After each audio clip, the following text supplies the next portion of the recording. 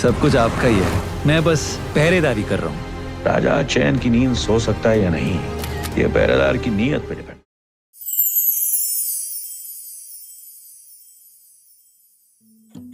2024 সালের আন্তর্জাতিক অ্যামি অ্যাওয়ার্ডসের ভারতের জন্য ছিল একটি বড় আশা, কারণ দি নাইট ম্যানেজার সিরিজটি ড্রামা সিরিজ বিভাগে মনোনীত হয়েছিল। এতে অভিনয় করেছেন ভারতের প্রখ্যাত অভিনেতা অনিল কাপুর এবং আদিত্য রায় কাপুর। তবে এবছর সেরার শিরোপা ভারতের হাতে আসেনি। এই ক্যাটাগরিতে পুরস্কারটি চলে গেছে Les Gouttes de Dieu drop of God সিরিজের কাছে, যা একটি মার্কিন ফ্রেঞ্চ জাপানি যৌথ প্রযোজনায় তৈরি। মঙ্গলবার 26শে নভেম্বর আন্তর্জাতিক অ্যামি অ্যাওয়ার্ডসের ঘোষণা অনুযায়ী ড্রপ অফ গড এই সিরিজটি সেরা ড্রামা সিরিজ হিসেবে পুরস্কৃত হয়। এই সিরিজটি একটি বিশাল ওয়াইন সংগ্রহের উত্তরাধিকার নিয়ে প্রতিযোগিতার গল্পে আবর্তিত।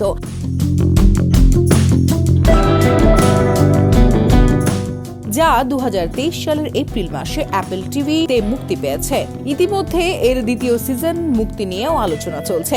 যদিও আদিত্য রায় কাপুর এবং তার সহ অভিনেতা Anil Kapoor the night manager team এই অনুষ্ঠানে উপস্থিত ছিলেন, সেরার শিরোপা তাদের হাতের নাগালে আসেনি এবং বিষয়টি নিয়ে ভারতের ভক্তদের জন্য কিছুটা হতাশাজনক। বিশেষত আদিত্য রায় কাপুরের ফ্যানরা তার মনোনয়ন নিয়ে বেশ আশায় ছিলেন। তবে এই অনুষ্ঠানে আদিত্য রায় কাপুর এক নতুন রূপে ধরা দেন। কালো স্যুট, সাদা শার্ট এবং বো টাইয়ের মধ্যে নিঃসন্দেহে আকর্ষণীয় লুক ছিল। তবে নেটিজন এবং ফ্যাশন অনুরাগীদের কাছ থেকে সেরকম প্রশংসা তিনি পাননি। অনেকেই তার এই সাজকে দিল্লির রিসেপশন লুক বলে ট্রোল করছেন।